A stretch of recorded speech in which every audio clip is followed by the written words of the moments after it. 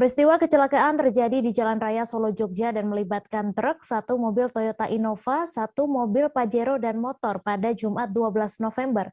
Insiden kecelakaan tersebut sangat mendebarkan lantaran sopir Toyota Innova yang merupakan warga Solo tersebut terjepit. Kabar selengkapnya akan disampaikan rekan Mardon Widianto, wartawan Tribun Solo yang kini sudah terhubung bersama kami. Halo Mardon.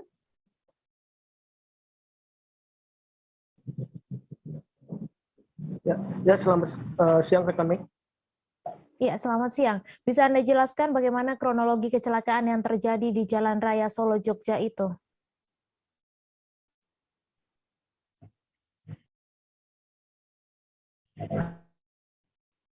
Baik, terima kasih rekan Mei. Untuk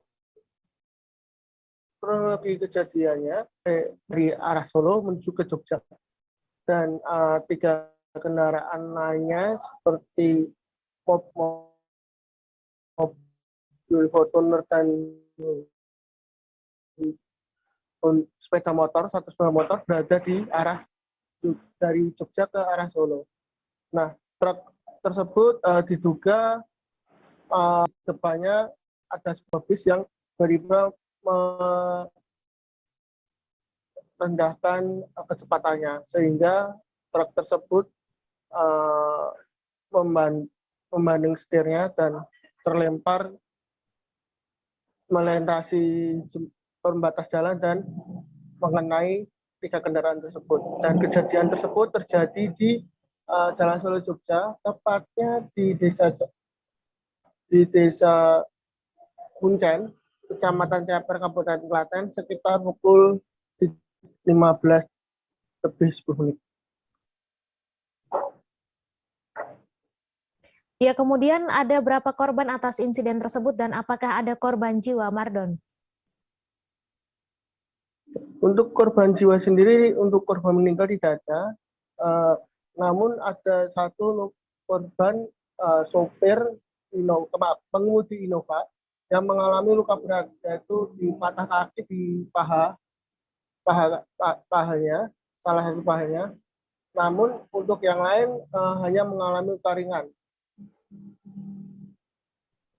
Ya, kemudian apakah himbauan pihak kepolisian atas insiden kecelakaan tersebut?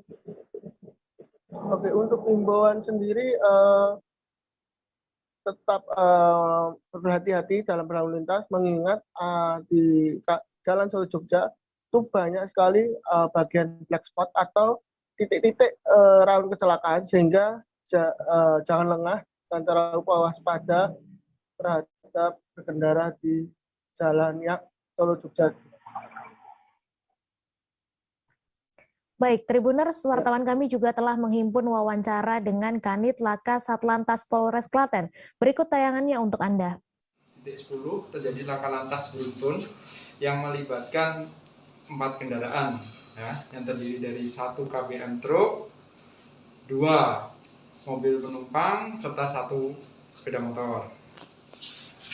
Terus ada lagi kronologi. Untuk kronologi kejadian diduga untuk KBM truk dari arah jalur Solo menuju ke arah Klaten, diduga pengemudi, di depannya pengemudi KBM truk terdapat KBM bis yang merem. Kemudian karena sampai di TKP, KBM truk tersebut tidak dapat menghindar, kemudian banting ke arah kanan, sehingga KBM truk berpindah dan melompati median menuju ke badan jalan dari arah berlawanan, sehingga membentur KBM Innova serta membentur sepeda motor.